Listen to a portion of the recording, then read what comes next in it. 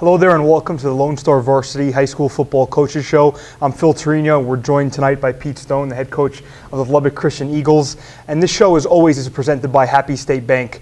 So, Pete, opening win against Lockney? Yeah, really good win for us. It's a team we hadn't had a lot of success with in recent years, and good to get a win against a very big physical ball club. Let's start with this first play that you have. It's an offensive play, is that right? It is an offensive play. Actually, it's our first play from scrimmage. We had just gotten an interception, and we take over the ball here down on the 5-yard line. And you'll see we're running just our base option play. Parker Pierce, the quarterback, keeps it. And he takes it to the house, 93 yards. That's obviously big momentum.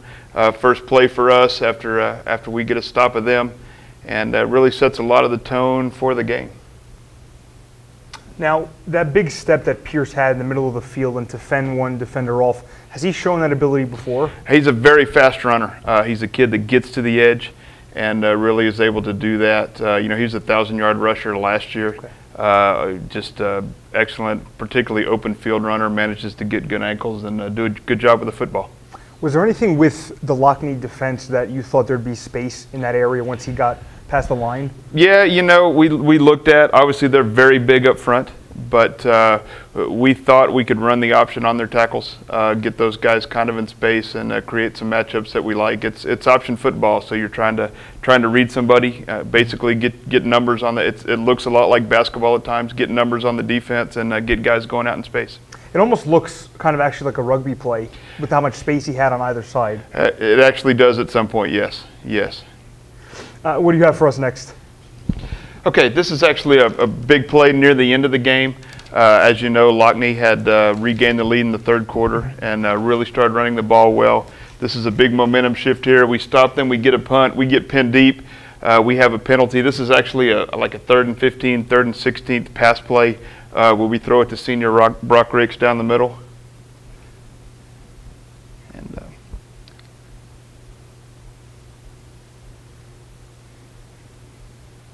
we knew we could get some favorable matchups on their safeties, and that's a 3rd and 16 play that goes for 44 yards and actually sets up our last score of the game. So, we only throw the ball 7 times, but we throw for over 100 yards on 3 completions. And, most of our throwing is play action. It plays off of our option game.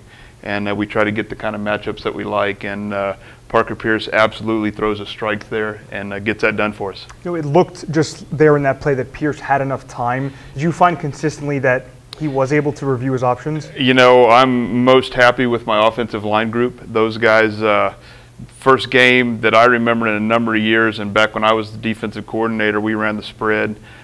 We took no sacks on Friday night. Okay. And actually Parker didn't take a hit while he was trying to throw the ball. So he should be, I guess in the NFL he'd be buying Rolexes for his offensive linemen after a game like that. But they did a great job for him, gave him time to throw every time he went back to throw. Great. And what do you have for us next? We spoke a bit about the Eagles offense here, and actually on the defensive side is one of the players that we've written about a bit, and that's Connor Atkins. He's definitely a collegiate prospect for your team, and when I was out there to watch the Trinity Christian scrimmage, he really passes the eye test. He really does. Great looking kid. He's 6'4", about 230, plays middle linebacker for us. He's also a basketball player, so he's a kid we put on the outside and use him to go up and get the ball when we want to throw it deep. Just a great all-around player, and like you say, he is a prospect getting some pretty good looks.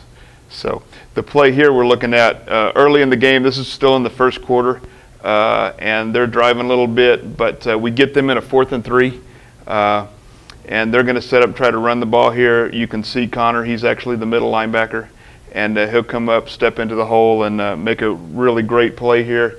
Keeps them from getting the first down and really stops any kind of momentum early in the game, and that's what leads to a pretty nice halftime lead for us.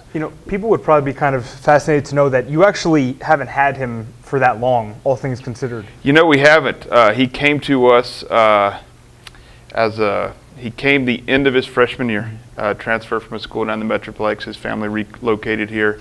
And then his sophomore year, he actually was playing a pickup basketball game, broke his foot, and so did not take a snap his sophomore year, and then came out last year, his junior year. We did a ton of things with him last year. He primarily at middle linebacker, but he also played receiver and played a game at quarterback for us last year when Brooks Pitnella was down. So he's just a tremendous athlete, really good all-around kid, and a leader on our football team. Did he throw?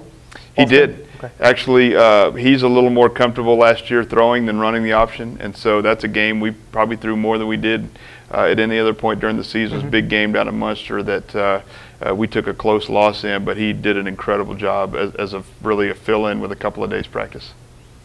Now, there's actually a defensive play towards the end of the game that seals your win against Lockney. Can you take us through that? Absolutely. You know, they've driven the ball down the field. You see them here. They're down just inside the 20.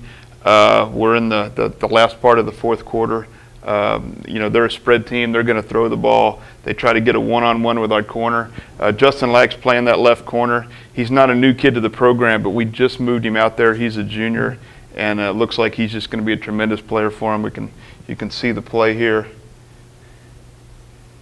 Justin's down in this corner. They get a little corner route going. He jumps up, makes a very athletic play. Obviously, big interception for us that really seals the game, allows us to just run the clock out after that, whereas that would have made it a ball game again with just a couple of minutes left. So it's a huge play. One of 3 picks we had on the night. Okay. And so our pass defense really, I thought, was pretty incredible. And finally for you, you have Rawls this upcoming week. We do. This is a game, of course, before you start, TAPS district play. Sure. This is the Jackrabbits. It's a little bit of a different look than they've had previously.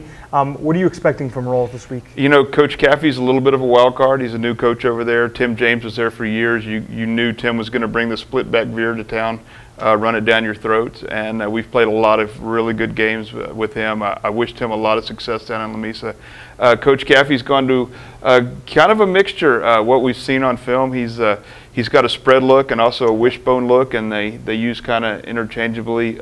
Van Gundy is a great athlete for them. They use him at quarterback in the spread. They'll use him at running back. I won't be surprised if they, throw it to him, let him kick the ball, whatever he wants to do. So they're another team that's a lot bigger than we are. One of the reasons we run the option, we're just not a big football team size-wise. But I think it'll be a good physical game Friday night, and I look for a really good contest. And Rawls is a great venue for football. They have a really nice field. They have great fans over there, and so it'll be, real West Texas football. The head coach of the Lubbock Christian Eagles, Pete Stone. Pete, thanks for taking a few minutes. Absolutely. Thanks, Phil. Thanks very much for watching the Lone Star Varsity Coaches Show. We'll be back next week with another inside look at some of the plays, the important plays around the South Plains.